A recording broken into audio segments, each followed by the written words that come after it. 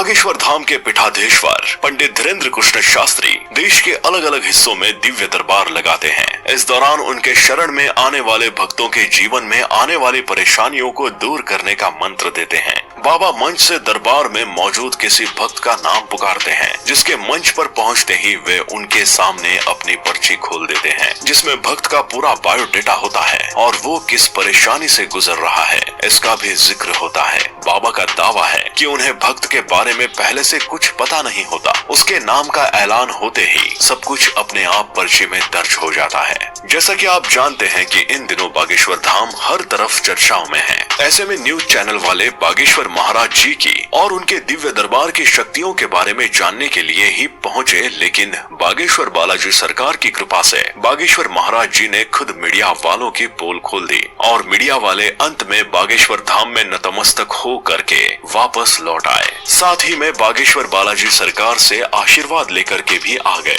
बागेश्वर महाराज जी ने बालाजी सरकार की कृपा से हजारों भक्तों का भला किया है और वर्तमान में बागेश्वर महाराज जी विदेशों की यात्रा कर रहे हैं। बागेश्वर बालाजी सरकार की महिमा अपरंपार है। वैसे तो बालाजी सरकार की ऐसी कृपा है कि बागेश्वर धाम जो भी जाता है वो खाली हाथ नहीं लौटता।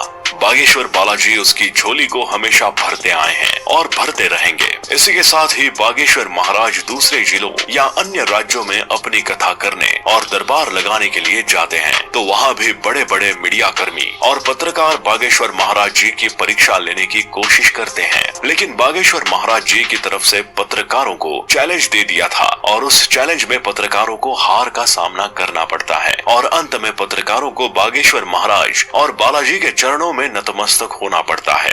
बागेश्वर धाम भारत और विश्व का एक प्रसिद्ध तीर्थ स्थल है। बागेश्वर धाम में बालाजी सरकार की कृपा है। बागेश्वर धाम के पुजारी पंडित धीरेन्द्र कृष्ण शास्त्री गर्ग जी हैं। ये भारत का एकमात्र चमत्कारी धाम है जिसने साइंस और टेक्नोलॉजी को हिला कर रख दिया है कि ऐसे कैसे हो सकता है। बागेश्वर धाम के महाराज पर बालाजी की कृपा है जिससे महाराज ये सब बड़ी ही आसानी से कर पाते हैं। इसके पीछे महाराज का कठोर परिश्रम है। यही बागेश्वर धाम की सच्चाई है। बागेश्वर धाम का इतिहास बहुत पुराना है। बागेश्वर धाम की सच्चाई या सच ये है, लोगों की मान्यताओं के आधार पर बागेश्वर धाम मंदिर चंदेल कालीन है और सन 1986 में ग्राम वासियों के द्वारा मंदिर का जीर्णोद्धार कराया गया था। उसके उपरांत ग्राम गढ़ा के बाबा सेतुलाल गर्ग चित्रकूट से दीक्षा लेकर अपने गांव गढ़ा में प्राचीन कालीन मंदिर पहुंचे। उसके बाद वो राम कथा के साथ साथ झाड़ फूंक का काम करने लगे और इस तरह बागेश्वर धाम चर्चित होने लगा। यहाँ पर कई बार विशाल भंडारे के आयोजन किए गए जिससे बागेश्वर धाम की लोकप्रियता बढ़ती चली गई। आपको बता दें कि बागेश्वर धाम श्री धीरेन्द्र कृष्ण महाराज का जन्म 4 जुलाई 1996 को गढ़ा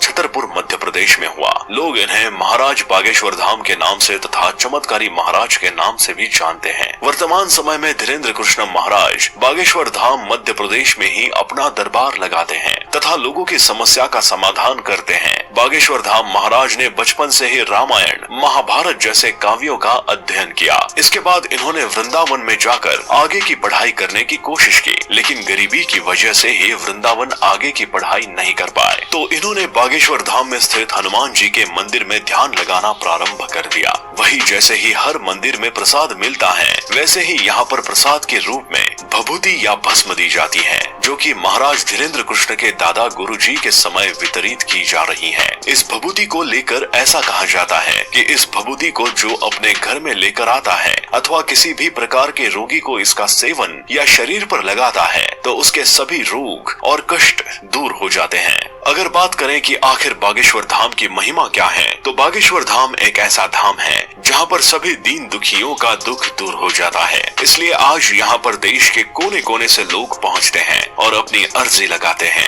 ऐसा कहा जाता है कि जो व्यक्ति यहाँ पर अर्जी लगाता है उस पर हनुमान जी की कृपा बरसती है और उनकी सभी समस्याओं का समाधान हो जाता है। इसके अलावा महाराज धीरेन्द्र कृष्ण जो बागेश्वर धाम को चलाते हैं, उनकी भी महिमा लोगों पर बरसती है। वैसे दोस्तों, आप हमें कमेंट बॉक्स में कमेंट करके बताइए कि क्या आप पंडित धीरेन्द्र कृष्ण जी से मिलने का मौका मिला है या अभी तक आपने अर्जी भी नहीं लगाई है। हमें अपनी राय बताइएगा जरूर। तो मिलते हैं अगले वीडियो में। अपना ध्यान रखिए और हाँ, ऐसी तमाम जानकारियों के लिए आप हमारे चैनल को सब्सक्राइब जरूर कर लें।